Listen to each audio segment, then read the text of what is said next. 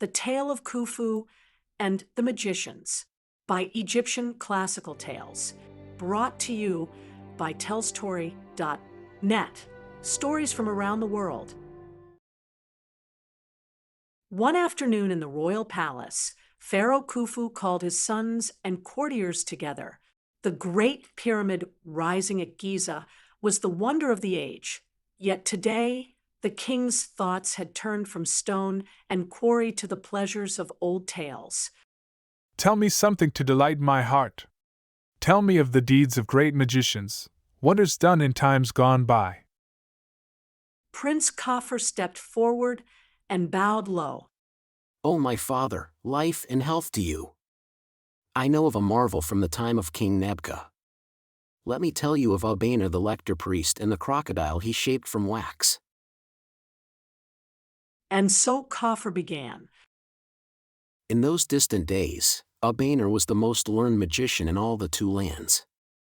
He could read any sacred text, speak any word of power, and bend any force to his will. Yet for all his gifts, he could not hold his wife's wandering heart.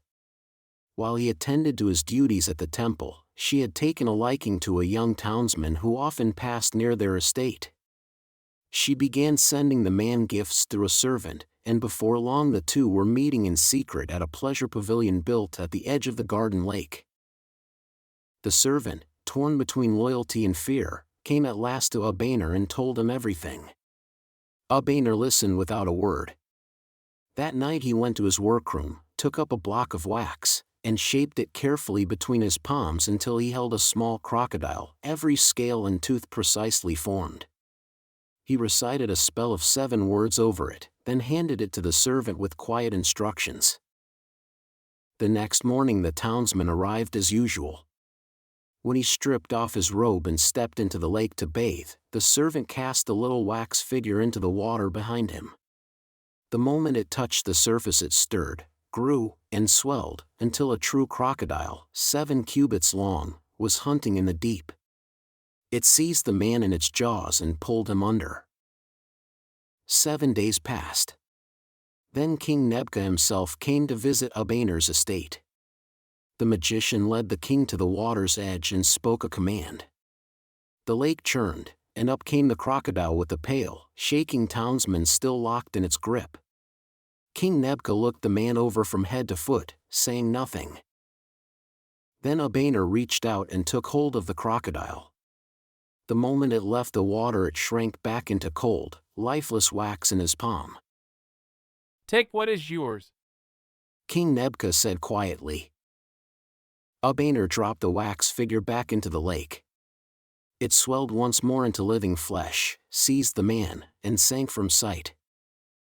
Abener then told the king everything, his wife, the secret meetings, the servant's report. King Nebka heard it all and delivered his judgment without delay. The wife was brought before him, condemned, and burned. Her ashes were thrown into the river. Khufu's voice settled. The court sat with it a moment, the tale still hanging in the air. When the tale was done, Khufu was silent a moment. At last, Let bread offerings be laid for King Nebka's memory, and for the shade of Abener. Prince Boffer stepped forward next. My father, I know of a wonder even closer to your own house, a marvel from the time of your father, King Sneferu. Boffer straightened and drew them all back into another age. In those days, King Sneferu had grown weary wandering the empty halls of his palace. He called his chief magician, Jajamank, and said flatly, Find me something to gladden my heart. Jajamank thought it over. Let the royal boat be fitted out, and let the most beautiful young women of the court row your majesty on the palace lake. The open water and their singing will ease you. Sneferu was glad of any remedy.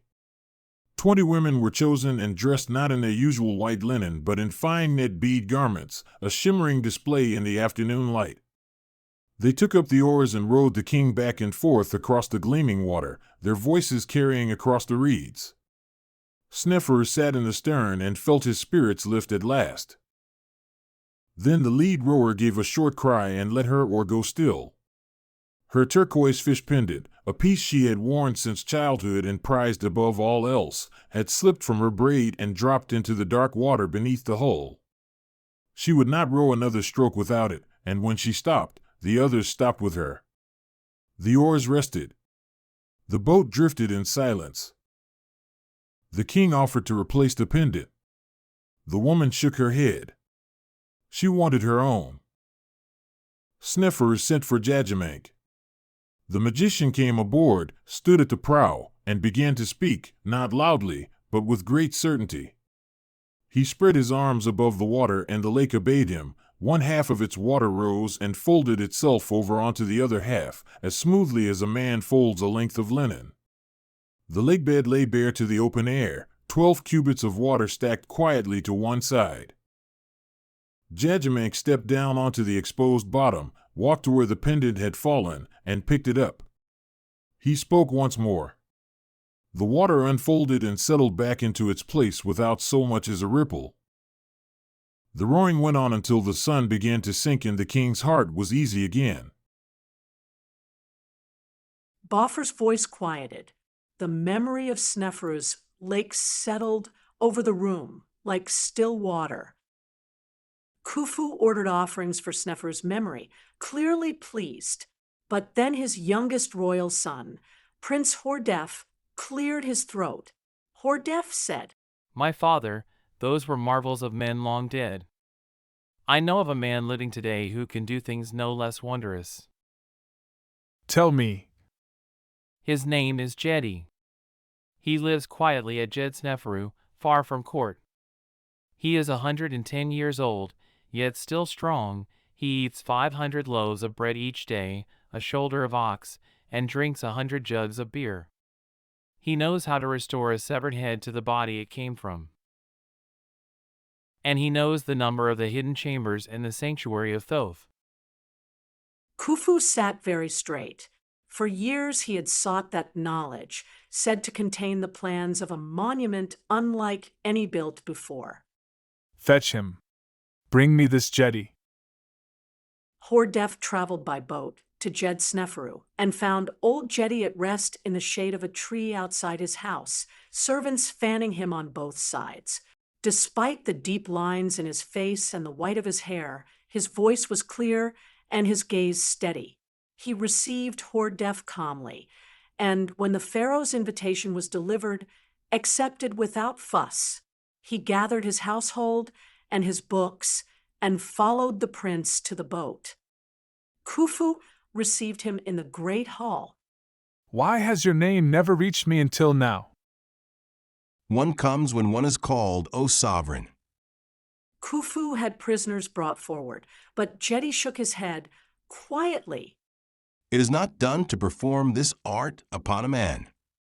A goose was brought instead. It was beheaded before the court, head laid on one side of the hall, body on the other. Jedi spoke a few low words. The body walked across the floor toward the head rolled toward the body, and where they met they joined without a mark to show they had ever been apart. The goose stood up and shook itself.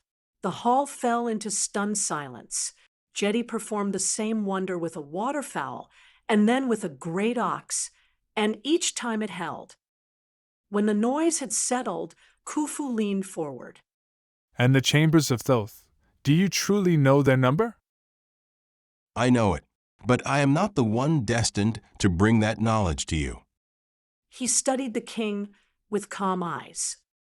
The man who will bring it has not yet been born. He is the eldest of 3 children now in the womb of Rededit, wife of the high priest of Ra at Sakabo. Those 3 are sons of Ra himself, and each of them, in their time, will sit upon the throne of the 2 lands. The court went very quiet. Khufu stared at the old man without speaking. 3 future kings, not of his blood. Do not let your heart be troubled, great king. Your son will reign after you. His son will reign after him. And only then will the eldest of those 3 take the white crown. Khufu said nothing for a long moment. Then he turned to Hordef. See that Jedi is housed in your own residence and given a generous daily provision. He is my guest. And so the old magician settled into the palace, and the prophecy he had spoken waited quietly for the years to carry it forward.